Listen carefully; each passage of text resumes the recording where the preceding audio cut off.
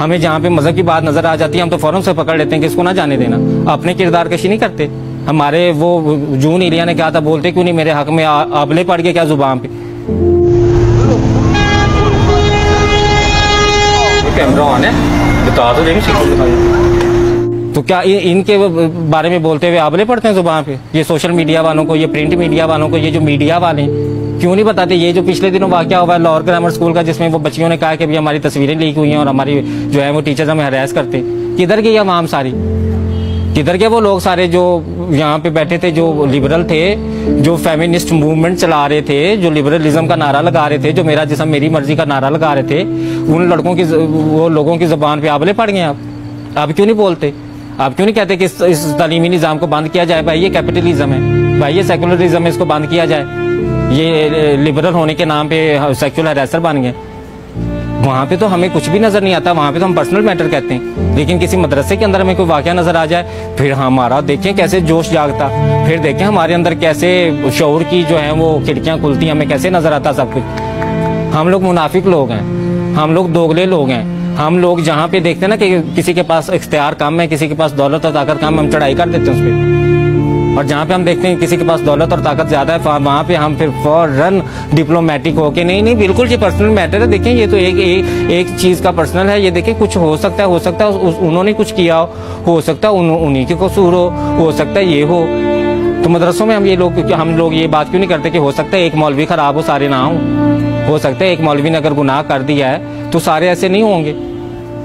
उस्ताद जो रूहानी बाप रूह की तजलील कर रहा हो, जो तस्वीरें सेंड कर रहा हो, उस्ताद आप रूह नहीं कांपती ये बात सुन के कि उस्ताद अपने तालिब इल्म की नंगी तस्वीरें लगा रहा है। हमारे रब ने, हमारे अल्लाह ताला ने जो हमारे नबी पाक सल्लल्लाहु अलैहि वसल्लम पे पहली वही भेजी, वो कौन सी थी?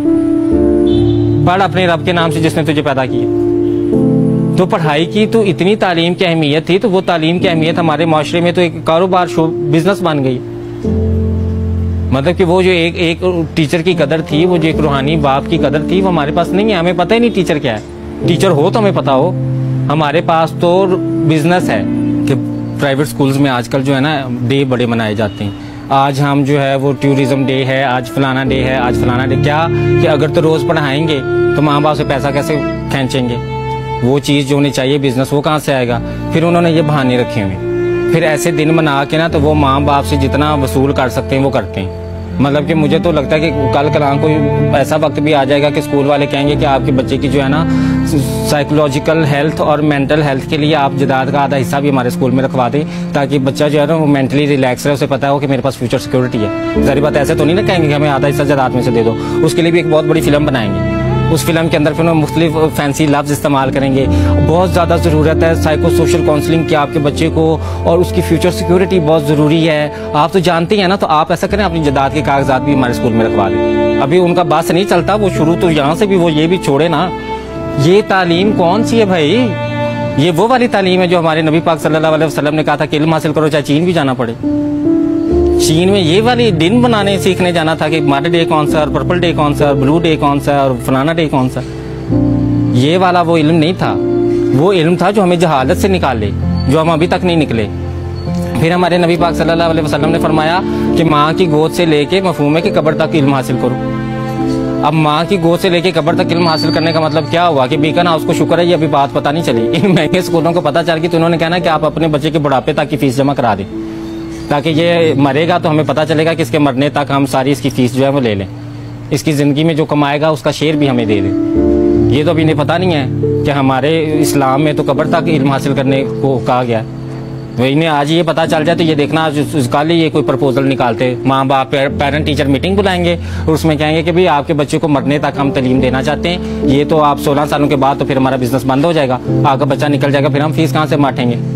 तो वो ये वाला इल्म नहीं था। हमें सोचना चाहिए हमारे नबी पाक सल्लल्लाहु अलैहि वसल्लम ने कौन सा इल्म हमें कहा था कि जाके हासिल करो।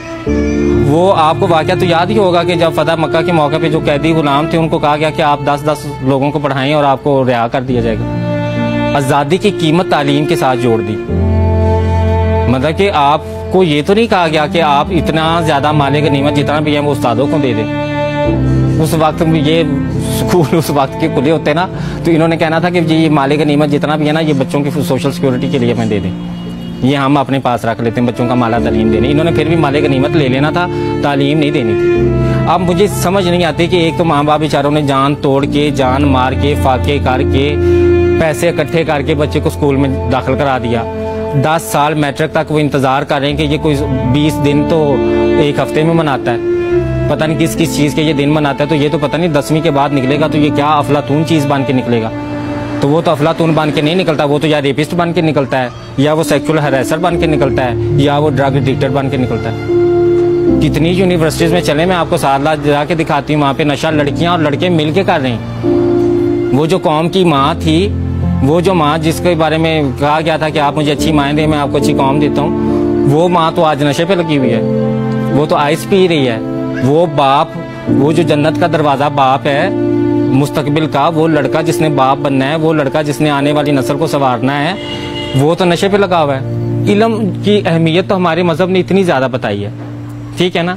और उस इल्म की अहमियत को लेके हमने बीकन हाउस बना दिया, हमने दारे अरकम बना दिया, हमने सिटी स्कूल बना दिया, लेकिन हमने वो चीज़ नहीं बनाई जो बननी चाहिए थी। हमें वो वाले स्कूल बनाने चाहिए थे जहाँ पे हुकूमत ने भैंसें ना बांधी होती, जहाँ पे स्टूडेंट आते, क्योंकि रियासत की जिम्मेदारी है तालीम देना। और रियासत ने जो हमें स्कूल बना के दिए हैं उनमें या तो टीचर ही नहीं आते, ठीक है, और अगर टीचर आते हैं तो वो अपने बच्चों को अपने घर का काम करवाते हैं। आपको किसी गांव में तो नहीं ना वो सिटी स्कूल, सिटी ग्रामर और दारे अरकम और बीकन हाउस और पता नहीं कौन सा हाउस और कौन कौन से ये एलीटों के जो स्कूल हैं, ये आपको गांव कस्बे में तो नजर नहीं आएंगे। गांव कस्बे में आपको सरकारी टीचर नजर आएगा। सरकारी टीचर का इमेज क्या है मुझे बताएं आप। एक रूहानी बाप गांव में भी बैठा हुआ है ना, हमारा जो एक कस्बे है इतने ज्यादा, वहां पे भी एक रूहानी बाप बैठा है जिसकी हम बात नहीं करते। हमने वो जहाँ पे रूहानी बाप ने हमें सबक सिखाना था, जहाँ पे हमें तालीम देनी थी, वहाँ तो हुकूमत की उन स्कूलों में भैंसें बंधी हुई हैं। चलें सिंध में लेके जाऊँ आपको, जहाँ पे भुट्टो जिंदा अभी तक, वहाँ पे भैंसें उन्होंने बांधी हुई हैं। तो हमारे पास तो रियासत की तो दिलचस्पी है ही नहीं तालीम में। आप अगर ये कहना कि ये रियासत की जिम्मेदारी है, बेशक ये रियासत की जिम्मेदारी है, लेकिन रियासत की दिलचस्पी नहीं है इसमें। रियासत की दिलचस्पी आपको नज़र बजट देख के नज़र आ जाएगी। आप तालीमी बजट देखें, आपको नज़र आ जाएगा कि कितना तालीम को ज़रूरी समझती है हमारी रियासत इंसानों की। और जब हमारे पास तालीम ही नहीं है तो हमारे पास कोई ज़िंदगी का मकसद नहीं है। और जब हमारे पास कोई ज़िंदगी का मकसद नहीं है तो फिर यही होना है जो सोसाइटी में हो रहा है।